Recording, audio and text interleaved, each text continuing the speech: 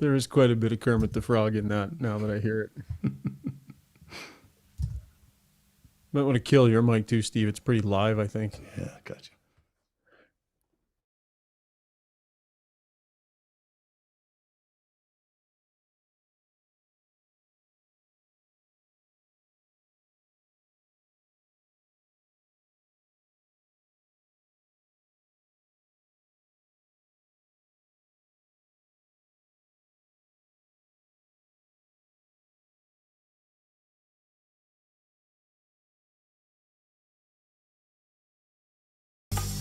Got Your Back Pod Stream is brought to you by Mr. Dirk. From casual wear to suits and formals, Mr. Dirk helps you find the perfect fit with the right look for any occasion.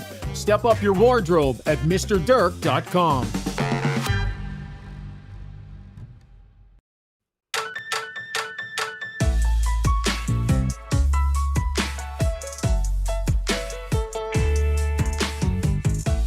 Oh, baby, how are we feeling on a Friday night? Years ago, it would have been clubs, a restaurant, gathering with friends, some wine, nice little night out. So happy to be just sitting in the house tonight doing a podcast. Welcome to Got Your Back, folks. Looking forward to a great show tonight. Jason Strudwick is standing by, and we were coming at you, as always, from our Adrenaline Diesel studio tonight. Diesel's a Caterpillar.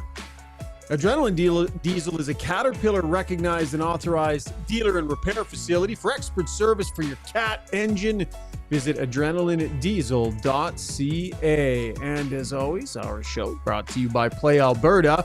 When you gamble, use your game sense. Play Alberta makes it easy to set deposit limits, time limits, and more so you can play casino games and bet on sports safely, securely, and responsibly. That's the way you got to do it, right? Everything you need to know is at playalberta.ca. Looking forward to the show tonight, although I believe for a second consecutive show we are sans Rob Brown.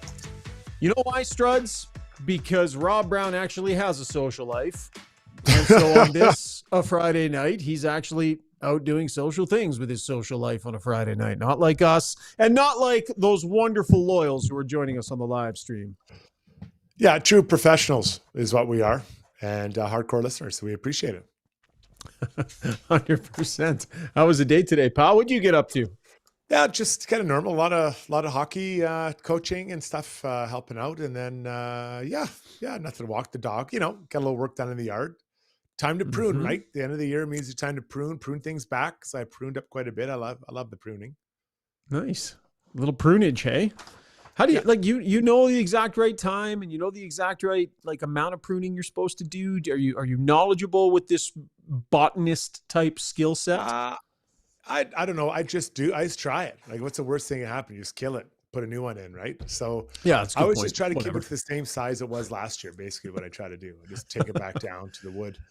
So yeah, I don't know. Kind of keeps. I like it when hedges and such are trimmed back, right? They look organized rather than just them running all over the place. Yeah, 100%. Shane Matheson says, we used to be somebody once. Apparently Rob Brown still is. Yes, he is. Brownie has places to go and people to see and dinners to have. Steve Taylor, you are in Kelowna. Can you hop in here, pal? How are we doing? Yeah, doing great. Hold on a sec here. There I am. Yeah, doing great. Look at you. You got it all figured out. Got it all figured out. Yeah, I'm feeling like an old veteran now. Feeling happy. I'm no longer in preseason form, so let's go. It's still preseason, bud. You might be speaking too soon. You got to have a clean show now after saying that. Yeah, I know. It's probably he's declared himself ready for the regular season after one exhibition game, Struds. He's ready to go. Huh. Yeah, good for him. He's ready to rumble. Yeah. I remember I talked to Duncan Keith a couple summers ago, and he said from his last game of the playoffs to first day of training camp, he never put his skates on once, and he was ready to go. Really? So that's kind of how I feel right now. Oh boy. Wow. That's old school. That's old school take at it. Right. Struds, before we get going on talking some Oiler training camp and exhibition season and everything, so we've made a lot about these shelves that you have for sale on Facebook. For those who haven't seen, Steve, we actually have a shot of the shelves, don't we? Do we have Struddy shelves? Yeah, one sec here. Here we go. So we've talked so much about it. So here's the floating shelf that Struddy has for sale. So $30 he's asking for it on Facebook. Still not sold, Struds? I'm running into the classic issue of just timing. I don't have time to run and meet these people right now. So I think I have a deal with Elisa. And Elisa, I know you're listening. I haven't exactly been too proactive, but it's just hard to get time to go and meet people. Like Ted didn't have like an hour to drive and meet someone, right? Yeah. So Struds, we looked into your competition a little bit. Okay. Yeah. So my wife Randine she's the Kijiji queen. She can sell anything on Kijiji, find anything on Kijiji, Facebook Marketplace. So I sent her just to do a little market research here. So look, these are $20 floating shelves that I would suggest are every bit as nice and unique as what you have for sale. And those are on for $20. So maybe it's more your pricing that is causing the issue. We dug a little deeper. Like, look at these Struds. Look at that, $15 for that custom-made mountain wall shelf. It's tiny. That's tiny. Look at it next to the plant. Look at this, $20 for this one. And it's got the multiple squares, right? It's in good shape, $20. We found some custom stuff. I think we even have one more, don't we, Steve? I think, look at this thing, Struds. Handmade rustic wooden mountain range shelves, wall decor, $25. Look how small Struds. it is. Your pricing is out of control. Look how small that thing is. What are you going to put in there? One of Brownie's thoughts? That's all that would fit in there. They're absolutely tiny. They're not quality. Like I shouldn't say it. There's quality, but there's no size. That's not covering anything. You're not putting a whole book on there. Yeah. Emma Terry says, but did an NHLer own those other ones, Ryan? So Emma Terry is suggesting that there's an intrinsic increase in value because those hung on the walls of Kamloops Blazer legends. Yeah. Like, do you assume that, Struds? People will pay more because it's you? Not at all. I gave away I had an unreal deal on a chainsaw, $15 is what I sold this bad boy for. And I just, there's a value in my mind of what I think they're worth. So this has nothing to do with what my career was. They stand on their own. Much like a lot of my commentary stands up this test of time and stands on its own. This stands on its own. $30. I will get the $30. I'll get a picture with the buyer and everyone will be happy. Oh, so that's what people are paying for, is the picture with Struddy. No, I'm paying for I'll have to drive. That's why I got to drive to meet them to get the picture, right? You're dropping off the shelves as well? Meet halfway. What's that, Steve? Struddy's dropping off the shelves for $30. That's impressive. Delivery anywhere in town? Delivery? No. I meet halfway. I always try to find a middle ground. Like I sold a bike one time. I went into the underground parking, but like the covered parking at Southgate Mall. And I pulled up. So you rode the bike there and made them drive you home? No. I met there. I had the back of my truck and I met the guy and we had a nice little chat. He handed me some sweaty cash and we did the deal. Sometimes I'll leave it on my driveway for people to come pick up. No problem. If it's free, sometimes it's free. I'll sell anything if you have anything, I'll sell it. I love the selling. I love the barter. I love getting the messages. It's exciting. Well, we got some advertising space on the podcast here, Struds. Feel free to get out and sell that. We got a couple spots left open. Why don't you pound the pavement and get selling on that? I'll put it on Facebook Marketplace. Have it done by Monday. Oh, goodness. Okay, good stuff. Steve, thanks for that. Thanks to Randine for doing the market research and proving Struds so much overvaluing his floating shelves here. But you made the comment, Struds, that your thoughts stand alone. And I will say you had some thoughts the other day on the show that kind of proved to be bang on. As I got down to the rink today and listened to the head coach talk, listened to a few of the players talk, I'm going to give you some credit here. Not that you were out on a huge limb. Your thoughts on the flow of camp, what needed to happen now, the way everything was going, it was all bang on. And we'll prove it here in the breakdown. It's brought to you by Alberta Ram Dealers. Their Ram Big Haul event is on now. Get 20% off MSRP on a 2023 Ram 1500 Classic. That's up to $14,000 in total discounts. See your Ram dealer for more details. What a great looking truck. Oh, the interior on those things too, top notch. Check out your Alberta Ram dealers for more. So Struds, you suggested the other day that, okay, time to get going. Enough monkeying around here, experimenting. Let's get these guys in their lines. Time to get things rocking and rolling a little bit. Let's settle, let's start to get lines settled in. Let's start to sort of give the players the feel they need to start working towards the regular season. Here we go to the Weiss Johnson soundbox right away, Struds, because here is Chris Knobloch on what we should be seeing from here on in, if it's in fact time. Like I said, our next 2 games will probably be half the lineup, but they'll be pretty much playing their role, their situations that they'll play. And then as we play probably our last 2 exhibition games, we're looking at getting ready for regular season, and we're almost at that stage of having our team. So there'll be other guys that are still on the cusp of making our team, and we'll still be evaluating, but it'll just be maybe 2 forwards each night and maybe 1 or 2 defensemen. Leon Draisaitl, is it time to get going? In camp, you want to give younger kids and a lot of different looks, but I think there comes a time where, your vets want to get into it too and find their game, and we're a week out here, right? So definitely looking forward to getting into some games. You called it the other night, buddy, and the players are all feeling it. It's what we're going to see from here on in. Yeah, I think that, it makes a lot of sense. You do kind of let the guys get in, the vets, get them in there, and then into camp, play a game, and let the rookies kind of show what they can do. And then you got to drop the hammer a little bit and kind of get going. And I heard a lot of the availabilities from the players, and they talked a lot about themselves getting going, but I think it's about the team. The team concepts, what you're trying to do, little twists on your any kind of systems you might have, getting those guys into it. Those guys being the new guys, Arvidsson, Skinner, all these, Edmondson, all these different guys got to get themselves organized and understanding what they're trying to do as a team. So yeah, I think that what we'll see a game tomorrow. We'll see some cuts Sunday. Then that's third last game, you'll have a game, it cuts again. Then the last 2 games will be, pretty much the team, and then it'll be cuts after that. And I don't really expect any surprises. Like, I think we could pretty much guess how this is going to play out. The only wrinkle will be how many players they carry going into the beginning of the year. Yeah. Leon Draisaitl said 3 or 4 exhibition games for him. Yeah, is what he'd like to play. Don't you think that's you crazy? think that's too many? Do you think that's too many? I don't have a problem with 3. 4 might be a little much.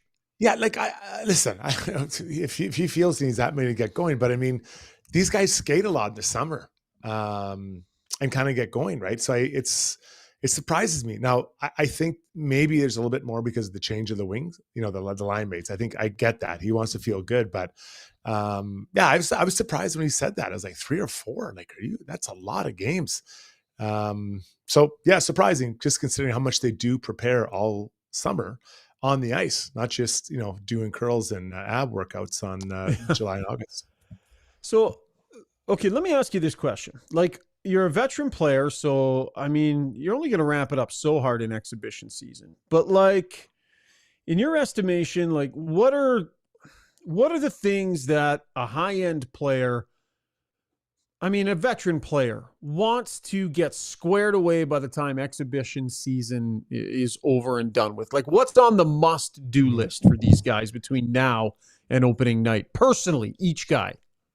Timing. I think timing is everything. It takes 1 or 2 games to kind of get back into your rhythm of your day, what that feels like, the naps, all that stuff. But then the timing of, just knowing where to be and when to get there, how to find your line mates, how to find whatever it is, breakout passes, just timing on the breakout of the power play, penalty kill, it was always timing, right? Because you're so gung-ho and you feel like you're in great shape and you're flying all over the ice, but sometimes you got to press and sometimes you got to slow it down a bit. And I think the timing for me was always the one thing I wanted to make sure I had dialed in. And that includes like timing of passing, timing of shooting, timing of everything. Timing is the ultimate one. And then now you factor in, there's 4 other people on the ice trying to get their timing going. You can see why 5 people getting their timing organized, Shogger, can really be a challenge, especially in like offensive situations. It was an interesting practice that Chris Knobloch ran today. So the players had the day off yesterday, Struds. And the practice that he ran today, my view from the stands, and from my understanding down on the bench, it was a fast-paced practice where the players were pushed to the point where it was like, okay, like rolling, like there was one drill. They just kept rolling, boom, boom, boom, boom, boom, and guys were wiped. So interesting, a head coach has to read his group and figure out proper pacing and figure out proper practice planning. But the day off yesterday, probably no coincidence that a drill like that is run today. And then they don't play until tomorrow night. So it's kind of up to a head coach too to pace things in a way that, gives guys the opportunity, but pushes them as well. In the summer, when you're skating, generally speaking, you're kind of working on your skill, skating, shooting, like that type of thing, generally speaking. So from what you're saying, it sounds like you're describing tempo, right? Having tempo to their whatever it is, whether it's defending, it's attacking, it's forecheck, or whatever it is. So you got to get that tempo up, because generally summer speed is not mid-October, mid-November speed, and then it gets even faster in April and May. So you've got to keep increasing your speed, but you got to get off that summer mode. And summer mode is also includes competing and battling for pucks, because there's not a ton of that in summer skates. Not a ton of that stuff in summer skates. So you got to get your tempo up, but also included in that tempo would be battling, competing, physicality, and how that feels and wears you down over the course of a game. They were running this drill, and it was back and forth and back and forth. And 3/4 of the way into the drill, and you could tell the guys were exhausted. You should have seen this back check from Connor McDavid. It was crazy, Struds. Like the drill, he was probably 15 or 20 feet behind. I'm trying to remember who he was chasing. And he just killed himself. You could tell it was like he viewed it as an opportunity to just burn his legs. He went full speed on a back check, 3/4 of the way through this random drill on day whatever of training camp. Like the ways in which McDavid sets the tone. He's the hardest worker pretty much every practice. And I just thought it was notable today that in a preseason practice, he's setting the tempo and the standard in that way. It was pretty impressive, I have to say. Oh, that's great to hear. And I think that's generally what, your leaders do, right? Because it's easy to say, oh, I'm not going to catch this guy. He can go 70, 80%. But for him to empty the tank, chase the guy down, other people notice you always notice what your leaders are doing, always. Whether you're a longtime vet or you're new to the league, you always see it. So O'Reilly, example would be him. When he sees that in a guy who had an incredible career this year, what do you think that impact does to him in this short term, but also the long term when he goes back to junior? And make no mistake, he's going back to junior. But when he goes back there and he thinks about that, of what he saw there, not just in that play, but from Connor, Leon, Darnell, Hyman, all these guys, the whole camp, he's grown a lot as a person and as a player. So you take that back with you. So Connor's setting the tone for his teammates, but also for guys that will be hopefully teammates if everything goes well in a few years. Yeah. O'Reilly, by the way, was in the other group, so wouldn't necessarily have seen that. Okay. But did have a number of practices with the veteran older guys throughout training camp. And that's what that first part of training camp, I think the Oilers viewed that as for, right? Get some exposure for these guys to the big timers, let them see what it looks like, see what it feels like, compete against them a little bit in practice.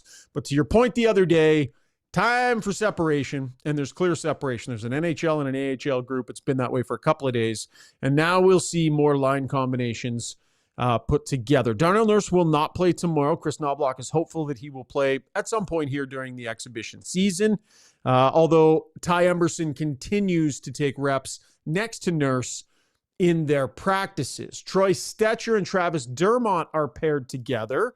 And then you have Brett Kulak and Josh Brown seems to be getting the nod on what would look to be a regular pairing to start. Interesting, Struds, to see if either Dermott, who plays either side, or Stetcher can supplant Josh Brown, who's being, I believe, given kind of that veteran benefit of the doubt, put in that spot next to Brett Kulak. But he brings something I think the team doesn't have a lot of, right? He's a hard player, right? He's a little bit nasty. Out there. And I remember seeing him play with Arizona, now Utah. He does play hard. He does do those things well. And maybe they're looking for a quasi, Vinny Darnay in there. But compared to those other two people you're talking about, he is much different than them, for sure. And I think, he doesn't have to try to be anyone else. He has to be himself. So every game he's got to try to be physical, make a safe play, and be good defensively. And that will probably buy him time to continue to chip away at that third spot on the right side D. I believe we'll see 2 of the 4 Oiler regular lines that go tomorrow night. Not sure if Draisaitl, Arvidsson, and Skinner will be one of them. Potentially. I think they need to get into a game together. That was a point you guys had made the other night. We're going to go back to the Weiss Johnson sound box here. Hockey season is here. That means the cold is coming. So if it's time for a new furnace, garage heater, or hot water tank, Weiss Johnson is here for all your home comfort needs. Specializing in servicing your existing systems or installing new ones, get ready to be cozy this Oiler hockey season. Visit weiss-johnson.com today. Weiss Johnson, whoa. Mother-in-law currently dealing with Weiss Johnson, having a garage heater put in. So Ken Lowry and the crew over there, Dennis, taking great care of Carol. Talked to Leon Draisaitl today about Arvidsson. It's only been practices, but he's getting a bit of a feel. Has played against him a lot, so he understands who this player is. But in the Weiss Johnson soundbox, here's Leon Draisaitl on what makes Arvidsson potentially a good line mate for him and the assets in his game he likes the best. His first instinct is to go and get the puck, right? And once he has it, he's really skilled and really smart at finding open lanes. And I think one of his more underrated aspects is probably his hockey sense with the puck. And I can see it already, and just really excited to have him. Really excited to, create some chemistry with him. What are you smirking at? Well, I love it. His first instinct is to just go and get the puck. Like, what skilled player doesn't want that guy beside him? And I'm not suggesting Leon doesn't or he has other line mates to do it, but that's Arvidsson's a digger. He's a grinder. He's got a really high motor out there, and he goes and gets it. He's tenacious, and it's annoying. It's annoying to play against as a D-man because it's bad enough when you have a guy like Leon or in this case Skinner on the other side, but a guy that's on you all the time, they can get the puck. It's really annoying. And I think that compliment, kind of like Hyman is beside McDavid, I think that's a nice compliment for Leon to have that type of like I call it a high-end motor beside you. Leon, he's just looking for the open ice. He's just looking to silently fall into the loose spots while those guys go get it, right? I don't think that's just a different kind of work. It's a different kind of work that Leon does. I think Leon will battle get the puck back, and I think that's unfair to characterize him that way. But it's nice when there's a guy on the line like that's going to go. Like, it's exciting. I always felt if you had a guy that can get to that forecheck, and not that I played a lot of forward, but if you get to the forecheck and stall that D-man, and then the center, whoever could come dig it out, now you got a chance because now you got the puck back, right? And you work hard to go and get it. So again, he's not just a grinder. I don't want to characterize him as that. That'd be unfair. We've all seen him play for years. But I just love it when Leon says that because he's like, this is great. I'm going to love this. Yeah. Okay. Want to ask you about team speed. This was a line of questioning today. Chris Knobloch talked about it. Leon Draisaitl talked about it. We were chatting about it as a group of media. I mean, if you look at the overall team speed, Struds, from last year, I mean, it's down. Like, flat out, it's down. Dylan Holloway was a burner. Philip Broberg was a hell of a mobile, really good skating defenseman. Ryan McLeod, as much as there were other aspects of his game that were frustrating at times, he was an absolute burner out there. Warren Fogle brought a lot of speed. If you look at the replacements or the potential replacements, like Emberson is fine in there for Broberg. Podkolzin is just an okay skater. He's choppy, just okay. You look at that fourth line and how those shape up. I mean, Perry, Ryan, and Podkolzin as potential fourth line players. Janmark's decent skater. Henrique, not that fast. Connor Brown, we'll see. It was moving good towards the tail end of last season. I just wonder the overall level of speed and the downgrade there and how concerning that might be for you, Struds. Yeah, so Skinner, we can't forget Skinner. Skinner's a fast skater. He gets around the ice pretty quick, right? You think so? I think he's pretty quick. You don't think he's fast? Okay. I don't know. Let's see. Let's watch. I Let's think he's wait a and pretty see. good skater. But I mean, Yeah, listen, okay. the people you're talking about is McLeod, Holloway, and Fogo. Those are the three. We'll stick with the forwards for now. That was a lot of speed. That's a ton of speed going out of the lineup. There's no doubt about that. I'm not going to disagree with that. So what'd you replace it with? You replace it with a guy that in Arvidsson who's not as fast as Fogo, but makes more plays. I think that generally speaking, he should be able to make more plays with the puck. And then Skinner, I don't know who, maybe McLeod, I guess you could compare it. Again, a nicer finisher. Not as fast, for sure. Not as fast, won't be a penalty killer, but he's a nicer finisher than McLeod. And then you put in Holloway and Paul Coldzin. I think Dylan's faster for sure. He was a super fast skater. By a mile. And then maybe, Paul Colson's a wild card. So I have no idea how this is going to play out. I have no idea it's going to play out. So yes, the speed is a concern. I think that Ken Holland, under his watch, he added fast, big wingers, right? He talked about his day one. I want to get faster and bigger on the wings. And he did that. He did that all the time. Now they've kind of taken a step back. So it'll be interesting to see how it happens, how this shakes out. Right? When I think back to the Stanley Cup final, if we were to go back to Game 7, would it made a difference if they'd had Skinner or an Arvidsson over a Fogle and a McLeod? Just could they made one more play? Could they maybe scored one more goal? Could got it back? Now you have to get there. Like, let's be honest, you got to get that far. But Yeah. if you exchange those two players for the other two, how does it play out? Interesting. Yeah. Calvin Bass wants to know, do you have to change your breakout to address the missing speed from last year? So fundamentally, your speed isn't the same. Do you break out different? Do you make any of those changes tactically, Struds? There you see the question from Calvin. Well, I mean, what are you changing, right? So there's still the D-man still has to go back and get the puck and make a play, right? He's still got to pass it up to the forward or the center, whatever who is going to be. I think that the one thing they won't have as much speed maybe coming off the off wing. So the far side, they can't streak out of there quite as fast as they did last year. Yeah, that's what I was going to ask. That headman that goes blazing cross ice to draw the D-man back, great. Yeah. I don't know. Do you maybe not do as much of that? Or are you more staying low for support? Is it less aggressive? I don't know. Closer support, maybe a little bit closer support. But I mean, if the D-man can get back there fast enough and make a quick play to the center, they should have time to make a play from there as well. Yeah. But let's think about it. Skinner and Arvidsson have played a lot of time on the wings. They understand what it's like to go against someone who's pinching down on them. They understand to bump it back, and I think those two will make more plays than McLeod and McLeod, Fogle. They have to make more plays, right? That's what they do. They make more plays off the wall. I think they should be better off the wall. Love this point that Quaddy makes. It might actually be the back check that misses the speed more. Love that point. Yeah, that back pressure and coming back to thwart the rush. I think that's a great point made by Quaddy there, Struds. Yeah. No, that's a really good one. I mean, the centers are still pretty quick. Obviously, Connor Leon. Henrique is smart. He always. Did you feel like last year he was behind it at all? Did you ever think he was too slow? Yeah, a little bit. I think Henrique's foot speed is. I think he's smart. I think he's a smart player that gets around well enough to be effective, but it is not a strength in his game. So I see him as the type of guy who's generally in the right spots, above the puck, right below the puck, and that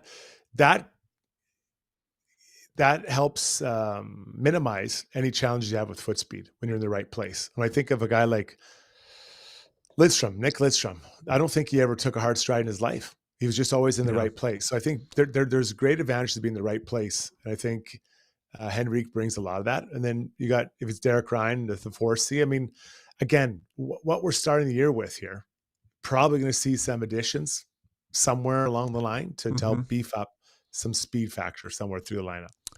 Shane Matheson says McLeod may be the fastest in the league. He didn't produce points. So what does it matter how fast he was? I'm going to respectfully disagree with you on that one, Shane, because I think, people who pay attention to analytics, it's more about shot suppression. Ryan McLeod had the speed to get back. He was a good player on the ice as far as making sure that the shot share belonged to the Oilers. I think a lot of that had to do with the fact that he could get to pucks.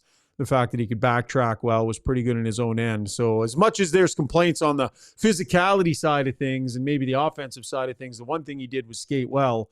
and help the Oilers grab a big chunk of the shot share. Here's Leon Draisaitl on the way to play when maybe you aren't the fastest group. I think one way of doing that is puck movement. You know, the puck moves faster than anyone out there. I think we got a good passing team and a lot of really smart hockey players that at times are smart enough to let the puck do the work. And I'm not worried about it.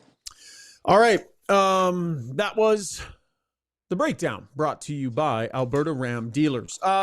Steve-O, let's get to the YouTube poll right now because I want you to think about it during the break, Struddy. We're going to talk about this in the next segment, but helping you play better golf since 1999 with their TrackMan fitting bays. Instruction, after-sales support, golf merchandise, and clothing. Go down, check out their pro shop style atmosphere located at 5311 99th Street in Edmonton. That is DeBoer's Golf Shop and Fitting Center. Struds, we're going to look ahead to the Four Nations Cup with this question and the potential for Oiler content on the power play. Steve, what do you got, bud? What's the full question? Okay, the full question is how many Oilers will be on Canada's top power play unit at Four Nations? So the answers are just McDavid and Bouchard, McDavid and Hyman, or McDavid, Bouchard, and Hyman. Right. And then maybe Skinner could have been an option too, because he'd be out on the ice at the same time, but that's getting a little goofy with it. So, yeah, the idea being they might have the opportunity to have 3/5 of the most dangerous power play in the world out on the ice, but that's leaving some unbelievable players on the bench as well. So we'll get to the results of that poll coming up in Ask Us Anything. But Struds, I just wanted to put your brain to that thought process. Part of what we're going to discuss in our next segment. You're watching, listening, live streaming with Got Your Back, presented by Play Alberta. Specializing in heavy-duty commercial truck powertrain repair, performance, tuning, and part sales, Adrenaline Diesel's professional team is ready to assist you with all of your needs, from the simplest oil changes to engine conversions, overhauls, and engine modifications. Featuring an all-new online parts store and machine shop to manufacture, replicate, or repair parts, visit adrenalinediesel.ca.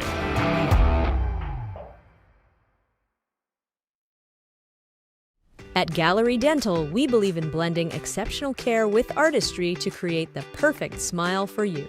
From routine cleanings to advanced cosmetic procedures, our team is dedicated to providing top-notch care in a relaxed and comfortable environment. With state-of-the-art technology and a passion for perfection, we ensure that every visit is a positive experience. Join the Gallery Dental family and let us help you achieve a smile that you'll love to show off. Contact us today at secolandentistry.com.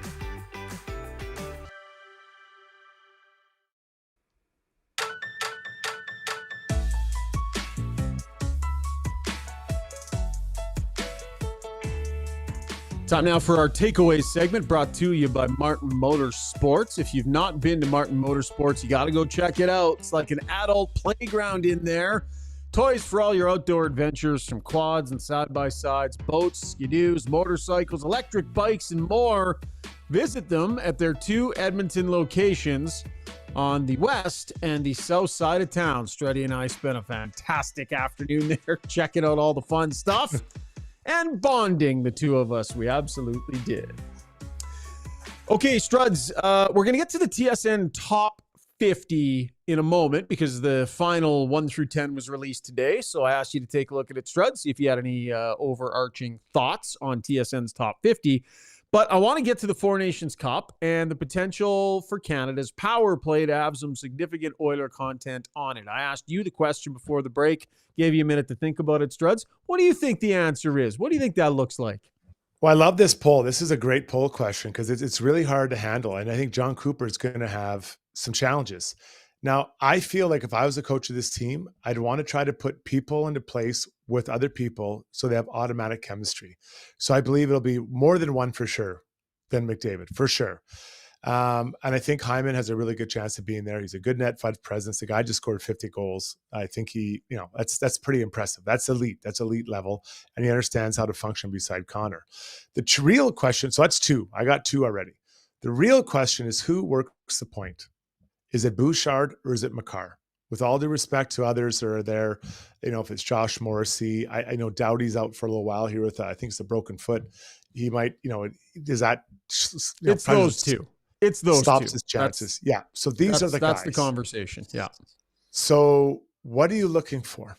Are you looking for chemistry of a really good power play, or are you going to go with a guy who is also super, super good at what he does and has won a Stanley Cup? I probably biased. If I'm John Cooper, I go with the chemistry. I put those three guys out there because in a short tournament, you can't work your way towards chemistry. You want to come out firing and feeling good about yourself. So I think that the built-in chemistry that is from the Oilers three, I put those three guys out there, Schauger. And probably, I wonder how popular that would be in the dressing room. So you would put Hyman on it too, hey? See, I think it's interesting. Like, if you put Zach Hyman on that top unit power play, like the list of guys that you're potentially leaving on the bench, I mean, like, it's 54 goals last year as a Canadian I know. in the league. So that, like, we can go back to guys that scored a lot of goals a long time ago, but let's just go through them. Like, who are the guys that is it Stamkos? Pretty good. Didn't score 54 from where he's at. Reinhardt had a good year. There's no doubt. Mitchell Marner, obviously every Leafs fan thinks he should be there. McKinnon or Crosby. Crosby. McKinnon or Crosby would probably be pretty good somewhere on that power play, I would think. Hey? No, I agree. So have they ever been net front presence guys? So that's, you have to think about, we're not building a Sega 97 team here, right? We're building a team that actually has to function within the plan of everyone's got a spot or somewhat. So who are the net front presence guys? Is Barzal going to stand in front? Bedard, Lafreniere, McKinnon, like Brad Marchand would. He would stand in there. But is Mitch Marner the net front guy? Like, so that's where you're thinking. Tell me the net front guy that is better than Zach Hyman on a projected roster. It's a you make a rock solid point. That'll be fascinating. How about the blue line? So Makar versus Bouchard, right? So Makar was 39 power play points last season. Evan Bouchard was 35. Makar in 4 fewer games. Different defenseman. Makar is crazy mobility, walks that blue line, works it all over the place. It needs to funnel through him in a different way. Does Connor McDavid and Cale Makar and the way they need to have the puck work on the same power play? Bouchard's a little more stationary, right? He's there. You know where he's going to be. He's got the bomb. He can make smart plays. It's not like you need Makar's mobility for the breakout. I mean, you use the slingshot to McDavid just like the Oilers do, so you don't necessarily need Makar on the breakout. Fascinating, the thought process on who would start on the power play on the blue line. I would love to see the two of them on the power play together, Makar and McDavid, just for the speed and skating. It's psychotic the way those two guys move. Clearly the best skater is Makar for both, for D, and I think McDavid's for the forwards. I'd love to see it. But again, I go back to it. In a short tournament, can you get that chemistry going that quickly? Do you ruffle feathers if he doesn't get a chance to be on that power play? So do you start with Makar, knowing that Bouchard's always there to drop in? Or do you start with Bouchard? Hey man, Makar's always there to drop in. If you're making me only take two, I still put Hyman on there, and then I say I would start with Makar because you can always go back to default, which is Evan Bouchard. But who's coaching? Coop's coaching. You leave Stamkos off that power. Yeah, I mean it's not his guy anymore, but no. So where does he for a fit long in? time? So where's his spot? What's his spot? Second unit. He could be second unit. One-timer spot in the second unit. He could be on the other side. There will be a second unit, Struds. These guys aren't staying out for 2 minutes. We know that. No. So you have 30 seconds. Pick your number one unit for this Team Canada.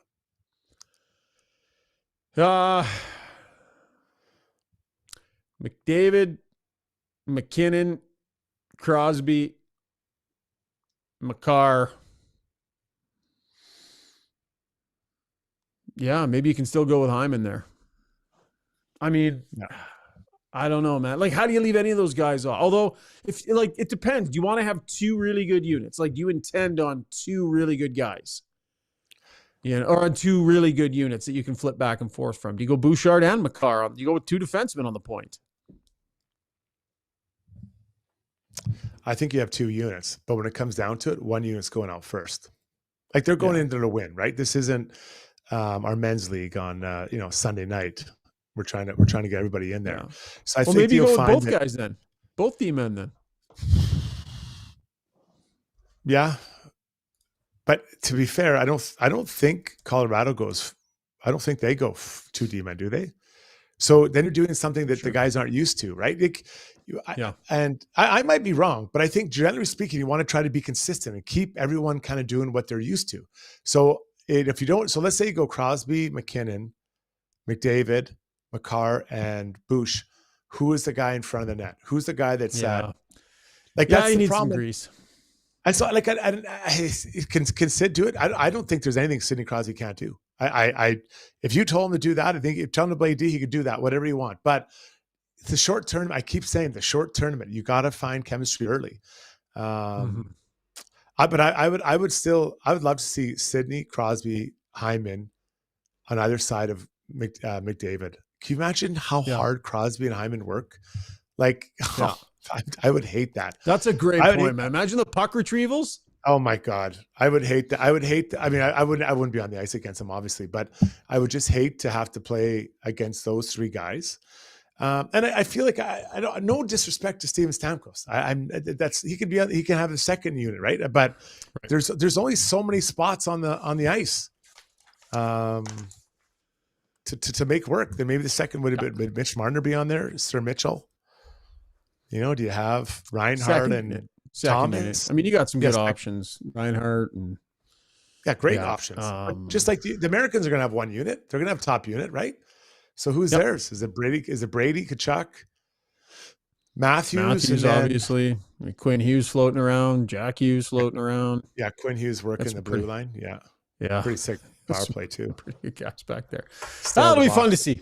It will be fun to see. But I think Evan Bouchard's on that team either way. And it'll be interesting to see the role that he plays. Did talk to Chris Knobloch today a little bit about Bouchard. Plans on using him on a penalty kill. And, might not be in the top, two groups that go out. Maybe he's the number 5 guy, but they've lost some guys. And so I think we'll see Evan Bouchard getting some penalty kill minutes as well, which puts him into all 3 phases.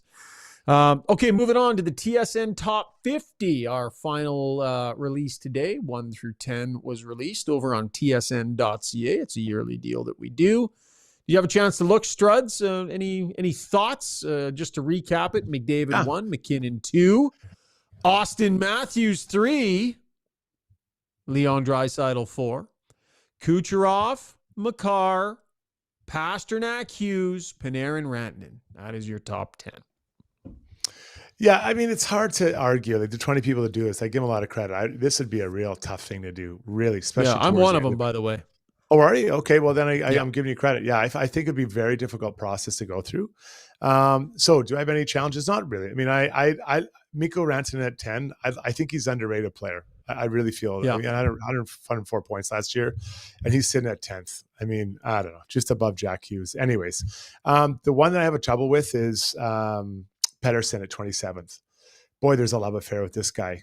Maybe no one watched the playoffs last year, and maybe he was injured. I don't know. Maybe I'm yet to be convinced that this is the war horse that's going to take the Canucks over the top. I don't know what I had a mid-30s, if I remember correct. I think I had a mid-30s, mid-late 30s. Did I tell him, say he was at 27th? Maybe at 27th. Yeah. So he was ahead of Jack Eichel at 32. He was ahead of Sergei Bobrovsky at 39, just as a couple examples. Now, I really like those two players. So that's one that I was like, whoa, that seems really early. And maybe he'll prove me wrong this year. I don't know. And by the way, it is a projection of who the top 50 will be this season. Right. Not who are the top 50 right this second. Just remember that. Yeah, and I did read that, but I need to. You have a big game. Do you want Jack Eichel or Pettersson this year? And do we actually think Yeah. the Canucks are better than they were last year? So does that mean Yeah. Petter? I mean, I think having Jake DeBrusk beside Pettersson is going to help him a lot. I really think that was a great signing and a Couple niche goals signing. for Jake the other day. Yeah. So I think that's the positive. The other one is, I wonder if Ovi isn't getting himself really dialed in this year and he takes a run at it. So he couldn't squeeze Ovi in as one of the top 50 for this year. Yeah. Like I think really, he was on my list right towards the end, if I remember correct. So he just, Ovi's out. Just got there for me. Yeah. So an example is Matty Barzal. He had 80 points last year, 23 goals. I think Ovi had 31 goals last year. Does he project to get more than that? Sorry, does Matt Barzal project to get more than 23 goals this year on that team? What's changed? Yeah. Do you think Ovi's goal totals are like, can those go up again? Like, can he get those going in the other direction, higher? Or are they just kind of going to, start working their way down? Is he at that point now where it's not necessarily going to get better year over year? Well, I remember talking about it earlier in the year last year. Remember, he came out and he was really having a tough time scoring. Like he was projected. I think he on pace for like 16 goals at one point. It's something crazy. Yeah. And then he just found it. So he's so close. I think he's going to find a way to come out firing this year. So I look at it, Matty Barzal, and I hate to pick on him, but I mean, 23 goals at 49, couldn't squeeze him in there. I would have squeezed him. Patty Waugh is going to extract the best out of that player, hey? Maybe. I mean, I don't know, but with that lineup around him, is he going to get that many more points?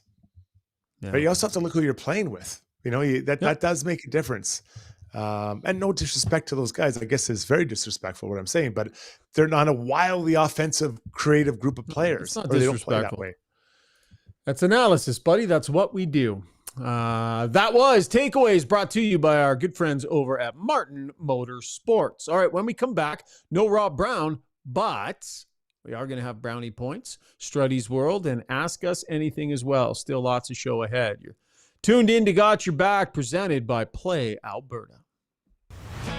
With over 18 years in the industry, Kelly Zaretsky and her team at Blue Summit Accounting deliver client-focused solutions and financial guidance for success in a simple and comfortable way.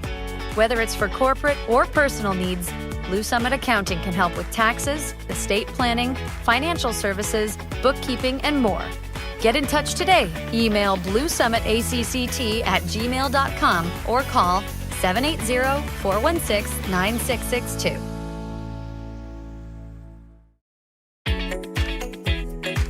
Ready to go all in this season? Mr. Dirk's got you covered with express on-site tailoring, a wide selection of craftsman-made suits, sport coats, and casual staples for every occasion. Score big with Mr. Dirk. We've always got your back. Visit us off White Ave, south of 102nd Street, or browse online at mrdirk.com.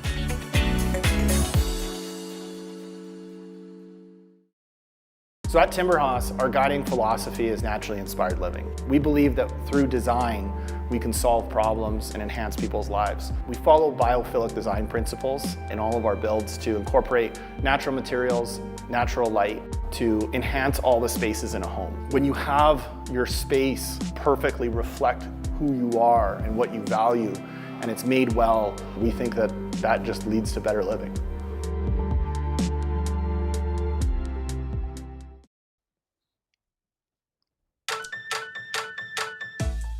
So Ro Nelson asks a very relevant question. How can we have brownie points with no Brownie? Is Connor Brown or Josh Brown standing in? LOL. No, Ro. That's not the way it's going to happen. We know Rob Brown. We know him inside out and backwards. So Struds and I are going to award the points that we feel Rob Brown most definitely would have given out today. So it is time now for Brownie Points, brought to you by Hamel's Premium Jerky. If you need a unique idea for your team or your school's next fundraiser, Hamel's can help your organization raise money by customizing a variety of options with their world-famous jerky. Over 13 flavors and an all-new jerky and pepperoni bundle that is phenomenal. There's something out there for everybody. For more details, visit albertajerky.com. Struds, you want to go with your brownie points first, Sure. my friend? Yeah, I'll start first with three brownie points awarded to Ryan Nugent-Hopkins, because today he said he'd like to play 3 of the final 4 games. I was blown away by this. This is the guy that played 1,000 games last season, right to game 7, and he wants to play 3 of the last 4 when asked directly how many he'd like to play. I almost fell off my seat. So good on Nuge. Then Okay, we'll go pause. 100. Pause right Okay, there. yeah. Pause right there. Let me ask you this. Chris Knobloch said the other day the big guys were all going to play 4. So if Nuge came out today and said, I'd rather play 2, or if Draisaitl was like 2 games is good for me, wouldn't that be a little weird if the coach just said they were playing 4? Yeah, well, I think 4 is too many. I thought Knobloch was wrong in the first place. Like, it's a long season. So I think we got to be careful. Yes, I believe the guys have to get going, but also they had a very long season last year. So, you know, you got to kind of measure that properly. I think 3 would be plenty. I'd said 2. Resume Brownie points. Resume. 121 points minus for the Chicago White Sox. They lost today to the Detroit Tigers, and with that, they now hold the modern-day record for losses in a season at 121 losses out of 162 games. Talk about a nightmare for them. It's a disaster. All right, my brownie points. I've got +5 for the international team at the President's Cup. Came storming back today, winning all of the matches to tie it up. So it's going to be a great finish over the weekend, and you can catch all the action on TSN. -8 brownie points for the Los Angeles Kings because Drew Doughty month to month with a knee injury. That's devastating for them. That is a tough loss for a team that was going to be scrambling to get where they want to go. -82 brownie points for the Elks, the number of points they gave up in back-to-back games against the Bombers. Did you watch any of that game? I caught some, yeah, but stomped. It was 31 to 3. Absolutely stomped. Yeah, I tapped out. I was like, I'm out.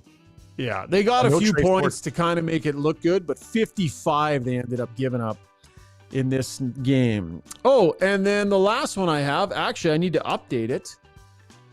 Oh, where is it here? What did he finish with? So I have 5 brownie points for Joel Eriksson Ek of the Minnesota Wild, who in an exhibition game tonight played 14 minutes, 2 goals, 3 assists, 5 points, +3, 60% in the face-off circle as well, 4 shots on nets.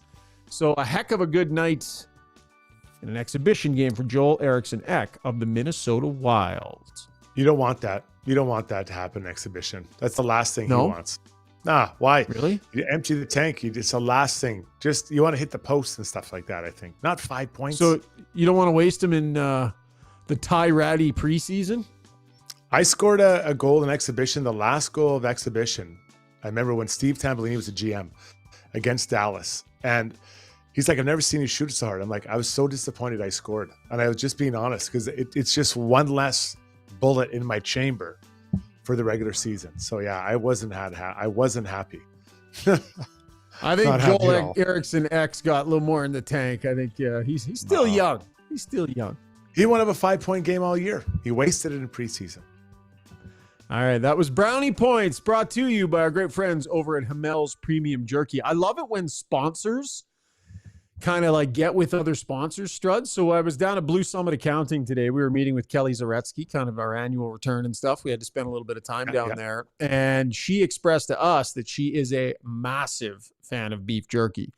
So we got her hooked up with some Hamel's Premium Jerky. She used the promo code. I think she ordered some online. So I love it when Got Your Back sponsors are buying from each other and digging each other's stuff.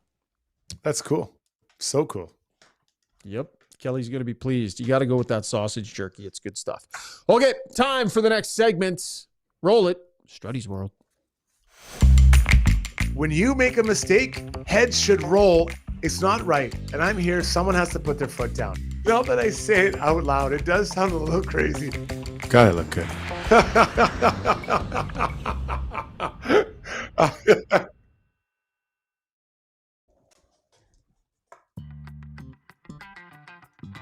Yes, time for Struddy's World, brought to you by DLR Vinyl Products. They got locations in Calgary and Edmonton. Whether you're a homeowner, contractor, or builder, DLR is the most reliable source for vinyl fence. Opened in 2005, not going anywhere. Unmatched service, high-quality North American-made products. Visit DLR vinylproducts.ca. Feeling the funk, Struds. Where are you taking us tonight, buddy? Well, we'll go out to What kind of Toronto. a journey we going on? It's always got to go back to Toronto, right? All the leads rode back to the Maple Leafs, and you know, I they're probably the second most team I watch. I'm not gonna lie. So I caught a little bit of their game last night when they were playing, and Robertson is a guy who's he's on the tip of everyone's tongue there, right? They're not sure if he's like his brother. He resigned late. He asked for a trade, all that. So he's kind of been in a lot of hot topic of conversation around Leafs fans. So last night on a back check, he was playing with William Nylander. And he didn't think he was going to make it back. So, and this happens a lot. It's like a tush push. You never see it. You take your stick and you just kind of gently push the guy in front of you so he can get back a little quicker to get for the puck. So he did that to William Nylander. William wasn't ready for it. And he kind of went over, just forward, fell down, crashed into a knee accidental knee by the Montreal Canadiens defenseman, and stayed down for a bit, then left the game. So you can imagine some of the comments, just the well thought out and intentioned and planned out comments that were on social media about poor young Robertson doing this to everyone's favorite Swede, William Nylander. Turns out, after the game, Robertson did score a goal. He actually played pretty well from the time I saw. After the game, Robertson called him. Everything was okay. Willie said today everything's fine. Just wasn't ready for it, not expecting it. He even commented that maybe the ice is a bit soft early in the year, which was a pretty interesting comment. But either way, all's well. Robertson's okay. Back into the good grace of social media. Willie's going to be able to continue to play, and everything's all right. But I've seen that play, and I've actually been pushed before trying to get back to get to a thing. And it usually you're kind of ready, but obviously Willie was not ready and not expecting it. And thus he missed the rest of the game. It was, so Nylander's exact quote today, he was like kind of annoyed, I think, but he also let the kid off the hook. So his quote was, I just wasn't ready for it because I didn't feel like it was needed at that point. Yeah. Basically saying it's exhibition. Why are we checking what are we back doing? so hard? What are we doing? And then he goes, I said it was all good. You scored, so it was all good.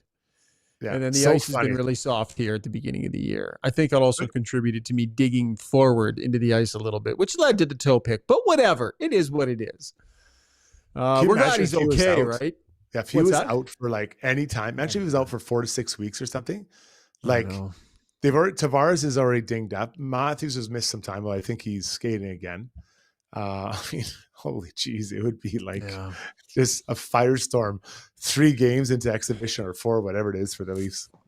That's tough. You come in, like, he definitely got some attention this offseason, right? Like the trade demand and where's he going to fit and all this. Yeah. And then have that happen with one of the star players.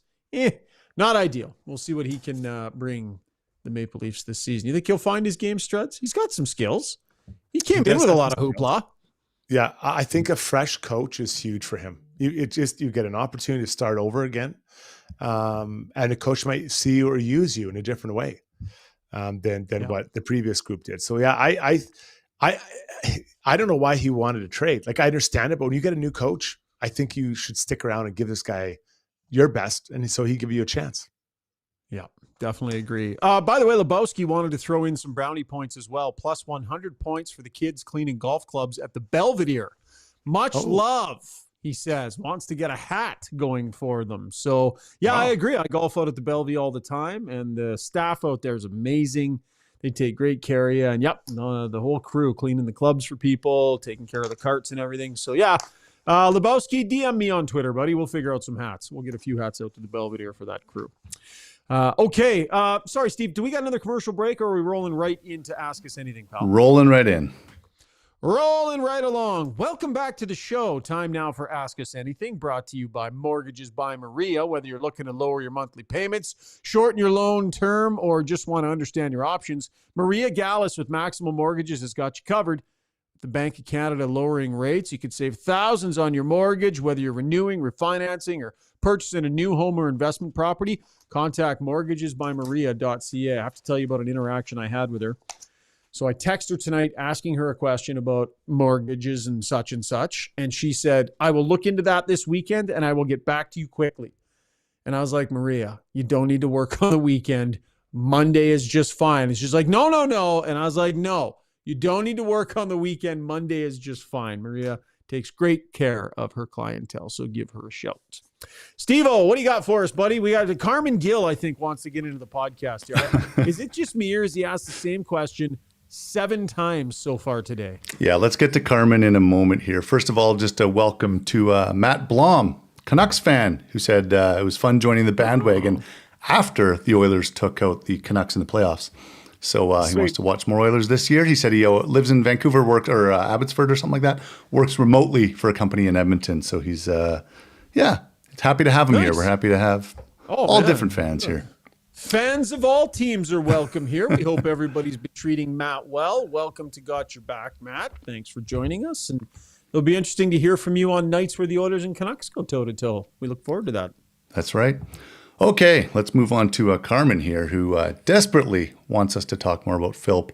He says, I know reporters are saying Philp needs more minutes, but are we sure about that? His position in the NHL, regardless of how good he is right now, is going to be fourth line center no matter what. And I know you guys talked about this last show, but just, what he's brought so far, do you think if he's suiting up on game 1, is he going to pull it off, or do you still believe he needs more time? Struds. Yeah, I do think he needs more time.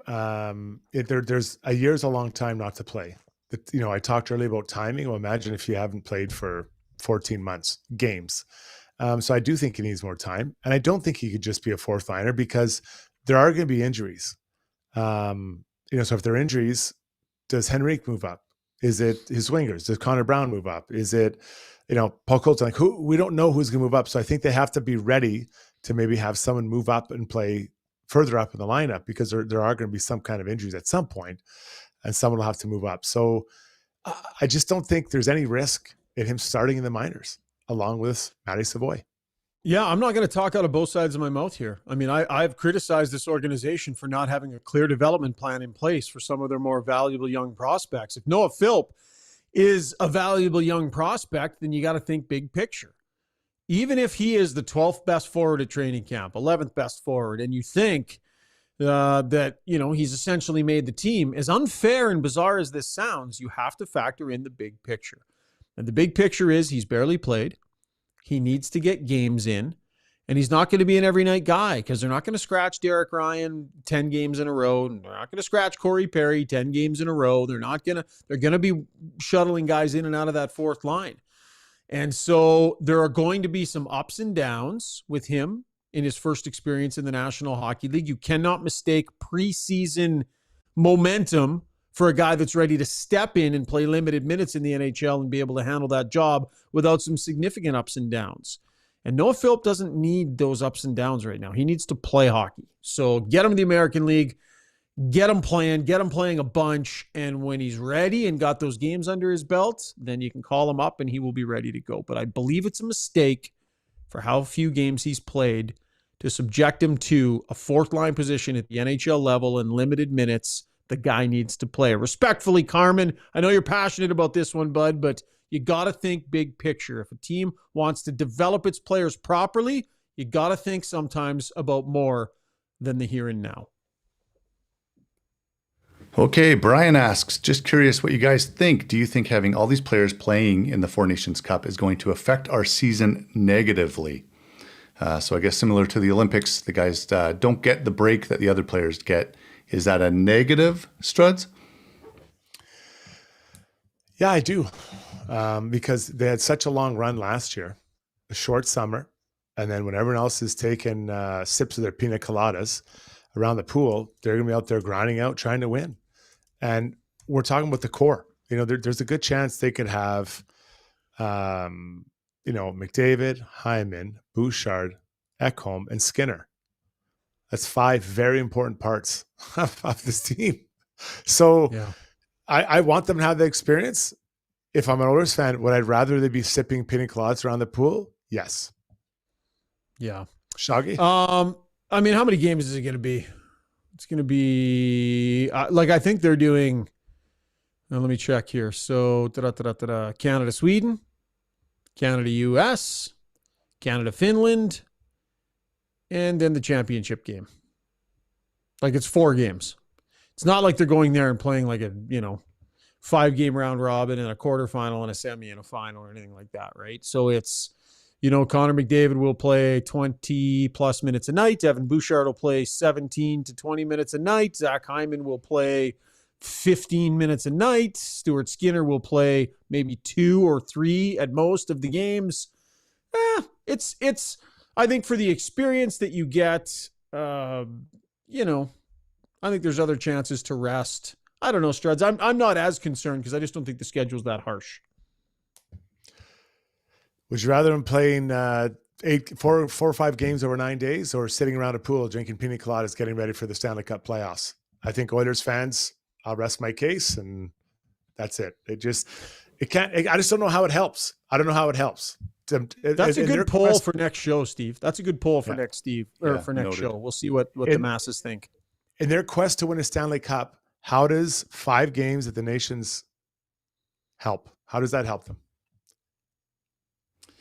Yep, fair point. I mean, the Olympics don't help players either. Like it's not really about. I agree. I agree. That's why owners don't want them going. Josh on X asks, I think Ryan's best days are behind him. Philp and Hamblin should split 4th center duties.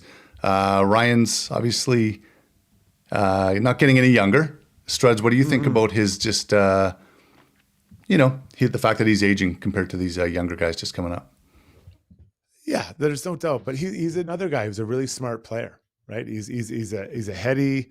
You heard Leon Draisaitl talk about it. He's a very heady, smart player. Is he what he was 5 years ago? No, he wasn't.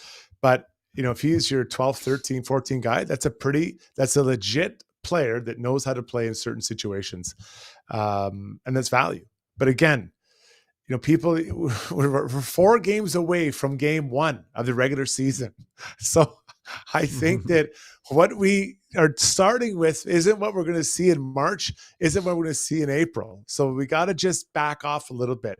The pieces will fit together, and there'll be some adjustments over the course of the year. Now it's early, but what I would say is that if James Hamblin thinks, if he wants to supplant Derek Ryan, he's going to have to get on his horse here because he hasn't been beating the door down either so far in camp. And we'll see what happens in the games coming up here. By the way, one thing I would love to see, though, at some point, Struds, is for Philp to spend a little bit of time in the NHL whenever this season, if it's like 2 weeks, 3 weeks, something like that. Because after a year off last year, man, get some NHL money in the bank, get a little bit of a taste of it. Like that would help a guy immensely, I would think. Yeah, I think there'll be opportunities. I really do think there'll be opportunities for guys to do that. And this guy, Philp, specifically. Yeah. A couple more here, Steve.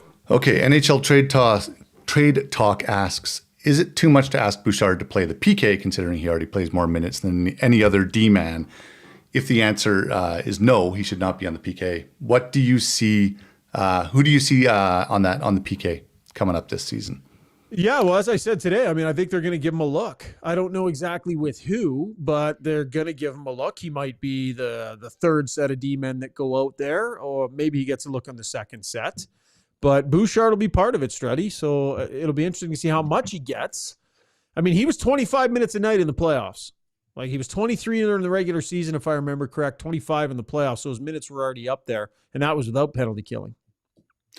So I don't believe – my comments aren't coming from the fact that I don't think he can do it. I think he can do it, but I don't think he has to do it, right? Yeah. There are 2 reasons. One, he can't be playing 25 minutes all year long. It's just he doesn't need to. You got to try to keep him fresh. 2, you got to get other people involved. You got to get other people minutes. So, is it Nurse and Emerson and then Ekholm and Stetcher or Brown? They could, or Kulak. Is it Kulak maybe playing with Ekholm? So I think he can do it, but he doesn't have to do everything, right? Other guys need to get minutes to get everyone involved. That's when the team's the most successful, and everyone is rolling and feels like they have a part to play in the band. All right, buddy. 1 or 2 more. What do you got?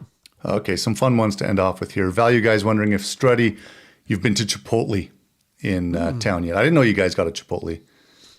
Where is it? I've been to Chipotle many times. I heard it was coming. I didn't know it's here yet. So it's exciting. I can't wait. I will go. I love Chipotle. Oh, okay.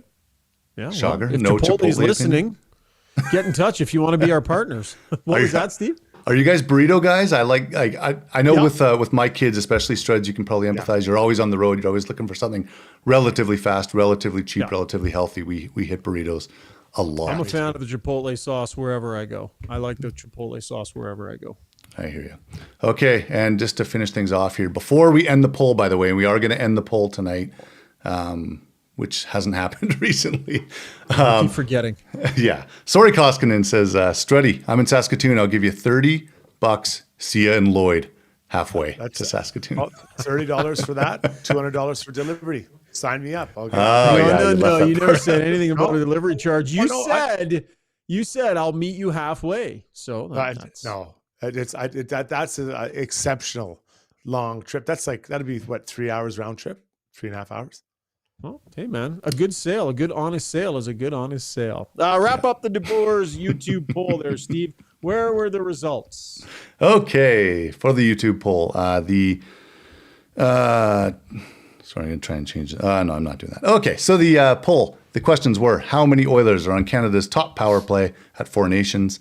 The answers were McDavid and Bouchard, McDavid and Hyman, or McDavid, Bouchard, and Hyman. We had 12% say McDavid only, 13% say McDavid and Hyman, 32% say McDavid and Bouchard, and 43% say all three, McDavid, Bouchard, and Hyman. Interesting. Well, we'll have to remember to follow up on that when we, I'm actually, fingers crossed, would love to cover the Four Nations Cup. So maybe I'll report back from the first team practice where they work on the power play. I'll send a note back to everybody. All right, good stuff. Let's wrap the show with our play of the day, brought to you by Gallery Dental. From air polisher cleanings to advanced treatments, Gallery Dental offers a full range of services designed to keep your smile healthy and beautiful. Their experienced teams dedicated to providing personalized care, the latest technology, to ensure you get the best treatment possible. Contact gallerydentalYEG.com, because that is what you want your dentist's office to have, Struds. You want them to be spending money on equipment. You want it to be the most up-to-date stuff that makes it the friendliest, the least painful, the most comfortable visit possible. And that is Gallery Dental. My turn? Well, yeah. I mean, we're doing the play of the day. I think generally that's you. You start talking when I stop talking. Christine Sinclair is going to hang up her cleats November 1st. Yes. Love that pick. And so this isn't, I guess, the play of the day, but I think it's one of the greatest athletes, Canadian athletes of all time. She retired from international play recently. Now this will be her last season in Portland, November 1st, her last game. They've got, I don't know, a handful of games left. But, I just love that she's just doing it on her time when she wants to do it. And the farewell tour is well-deserved for one of the greatest athletes in Canadian history. 41 years old. Impressive. Crazy. I covered her at that big tournament at Commonwealth Stadium. Back, I remember that. The World Under 18s, or what was it? The World Under 20? I was there watching it. Yeah. I think it was U20 maybe. Yeah. It was crazy. Yeah. Phenomenal. Obelisk 21 chimes in. Chipotle Mexican Grill, 4715 Calgary Trail, Northwest. Be there tomorrow. Meet you there tomorrow at lunch. You can buy me lunch for once, bud. Fair point. Yeah. Fair. Thanks, Druds. Appreciate it, buddy. We'll talk Sunday. Sunday, can't wait. Getting closer to the end here, guys. Or beginning. Steve, good job, buddy. Have a great weekend. Thanks, boys. You too. All right, everybody. Thanks for joining us on the live stream. Thanks for downloading the show. Big thanks to all of our sponsors, including our title sponsor, Play Alberta. Enjoy the game tomorrow, and we'll chat with you for our Sunday night show. Cheers.